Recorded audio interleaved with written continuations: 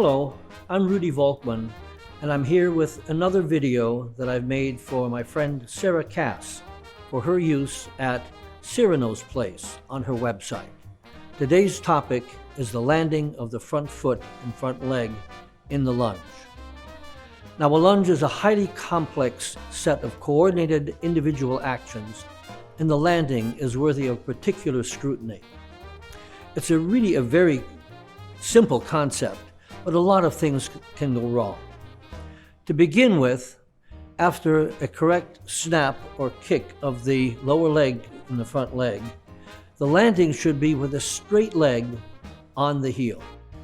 Now, the landing should stop your forward motion, not your downward motion. It should look like this and not like that. You don't want a shock at your landing. What you want is a very smooth but very rapid deceleration from the lunge position when you begin to the lunge position when you end with the front leg. Fencers tend to move with fairly locked front ankles, almost like a construction crowbar, with the foot being down here and the lower leg being here. So we don't move like this. We move like this when we move forward. If a fencer finds themselves with their leg in this position, something has gone very wrong. If the leg is at this angle, then the toe should be up. And if the foot is flat, then the knee should be over it. Of course, the knee is built to bend, and as such, it acts as a shock disperser, so that you don't have a shock when you land, and allows you to move smoothly from its landing position to its final correct position in the lunge. Like I said, it's a fairly simple concept. So what could go wrong? Well, it turns out there's a lot of things that can go wrong, and we're going to look at some of those now. For one thing, the kick itself can be too high, so the foot is dropping when it lands instead of simply moving forward. That kind of action. You don't want that kind of landing. You want the foot to move forward, close to the floor, so that the landing is smooth. For another thing, most beginners don't trust their ability to land on their heel with a straight leg. So they bend their knee just before landing. It's kind of hard to see that, and it takes a coach or one of those apps like Coach's Eye, which allows you to do a frame-by-frame look at the landing. But bending your leg just before you land is not a good idea. Landing incorrectly that way looks a little like... So in effect, you're actually landing flat-footed, or almost so, even if you think you're landing on your heel. Landing flat-footed almost always results in the knee going on past the foot, and that's a really unusable lunge position. You end up here instead of here where you should be. In the ideal end of the lunge position, the middle of the knee should be directly above the middle of the ankle. It looks a little bit like the knee is too far forward, but not really. It's the middle of the joint that's important.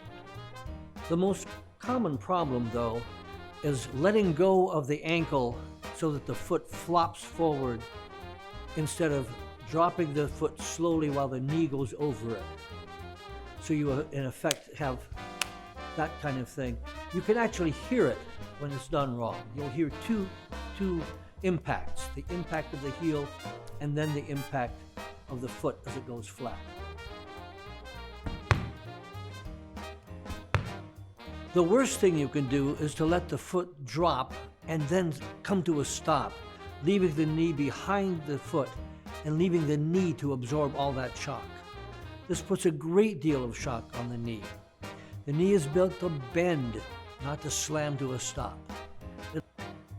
Several fencers that I know of, some very good ones, they persisted in this habit, resulting in some knee injuries that cut their competitive career short rather prematurely. One more problem can come up. Now, as a rule, the inertia that you develop in the course of your lunge is enough to bring your knee over your foot to the correct position.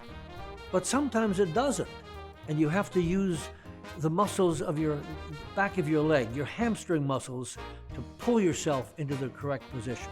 If you have allowed your front foot to flop forward, leaving your knee behind it, pulling yourself forward with the hamstring muscles is simply not possible.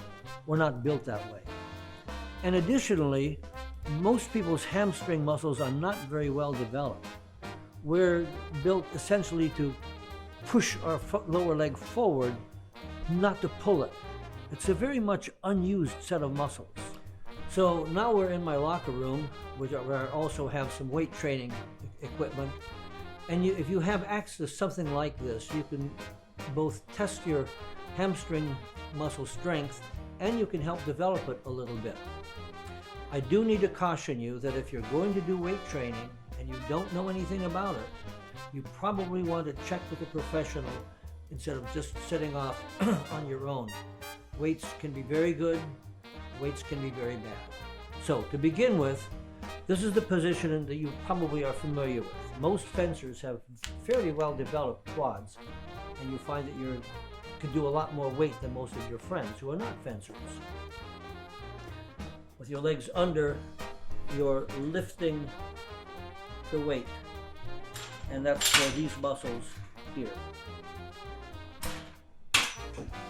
But you'll find that if you take the other half of the exercise, put yourself on your stomach and try to pull, now with your hamstrings, that at best you can probably get maybe a quarter, at most a third of the weight that you had working for you on your quads.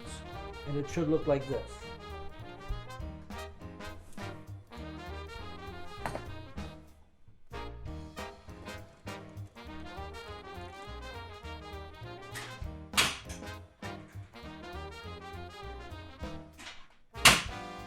I hope you found this video on the landing useful.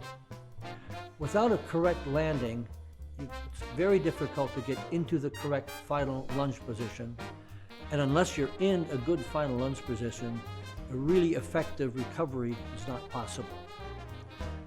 We'll see you next time. Thank you for watching.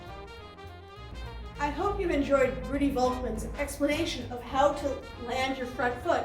He wrote Magnum Libre d'Estrine, or the Big Book of Fencing, which is an encyclopedia of fencing written in English, not translated into English, written in English. If you're interested in getting your own, there's information at the bottom as to how you can obtain your own. Rudy, like Cyrano's place, like myself, believe if you've got a heart of a champion, you should be allowed to train like a champion, even though you may not have the resources of a champion. And we at Cyrano's place, with the help of guest coaches, would like to keep giving you educational videos to help you train at the level and excellence that you would like to train at.